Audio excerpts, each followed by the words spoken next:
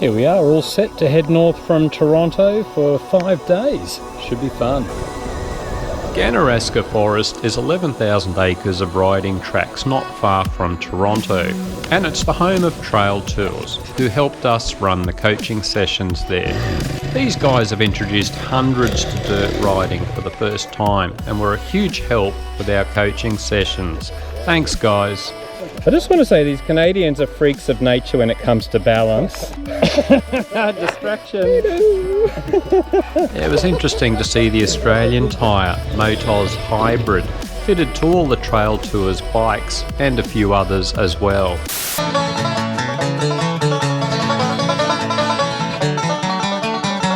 Chains and sprockets maintenance was a topic of discussion on one of our days there.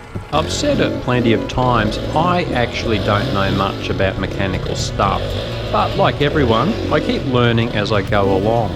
So here's some basic information and discussion about chains and sprockets.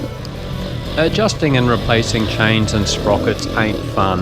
The best way to make them last and not have to be constantly adjusting is buy quality gear. In my experience, cheap chains just ain't worth it. They stretch faster, need more adjustment, and as they wear, they bugger up your sprockets faster as well. Usually you should replace your sprockets and chain at the same time, as a worn chain will wear new sprockets faster, and vice versa. Oh god, we could be here all day. He's static balancing! Woo! However, there are expensive sprockets that are extremely durable, and many riders say these will last through 2 or 3 quality chains. These Canadian girls are just brutal. Your front sprocket usually wears the fastest. Many claim you can prolong your chain and rear sprocket life by replacing the front sprocket the moment it starts to show a bit of wear, such as the teeth just starting to hook over. I've been doing this myself for years and it seems to be true. Keen to hear from others. Ganaraska from the air. One of the Trail Tour coaches also flies planes and took us up. The mad bugger even let me fly his Cessna and strafe a few riders below.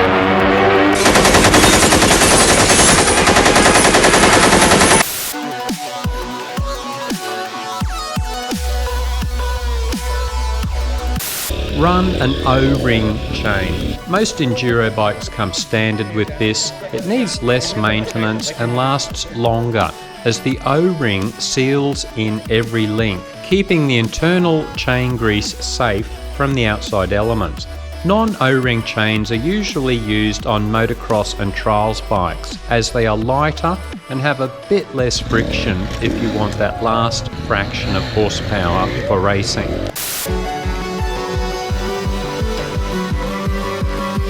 Adjust your chain regularly.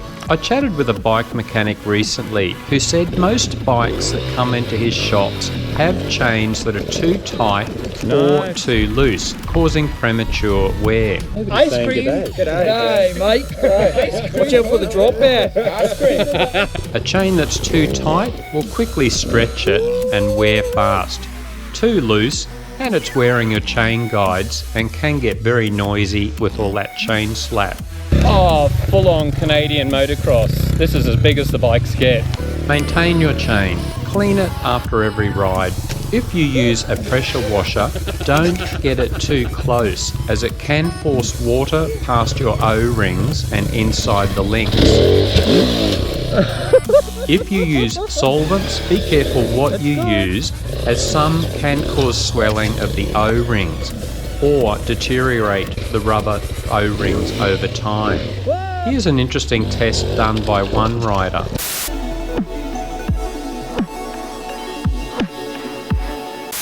Put lube on your chain or at least something like silicone spray after washing to prevent rust. Barry is a terrible coach.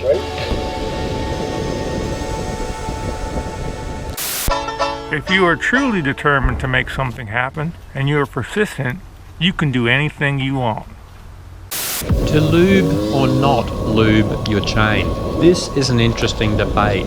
Some say chain lubricant attracts mud and dust, which acts as an abrasive compound on your sprockets and chain to wear them faster. So all they do is use something like silicone spray or chain wax to prevent rust and keep those O-rings healthy. Personally, I stopped using chain lube years ago, and my chain and sprockets seem to last the same amount of time using silicone spray. And it's much easier to clean the chain as there's no build-up of mud and dust. I'm no expert. If you have decent information or research on this topic, let me know.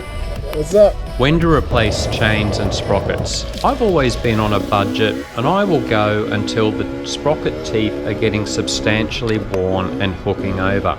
Some riders even go until the teeth are so hooked over the chain is starting to slide over the teeth. I wouldn't recommend that. The most effective way to measure chain wear is to remove it and measure it. Once it gets past a certain degree of stretch, it's time to replace it. The other thing to look for is when your chain starts to kink. This happens when your O-rings begin to fail, or you have used a pressure washer and forced water inside the links. Once you lose that internal lubrication, it's only a matter of time before your chain rusts internally and will break. It may not happen for a long time, but it can really mess up a ride when it does happen.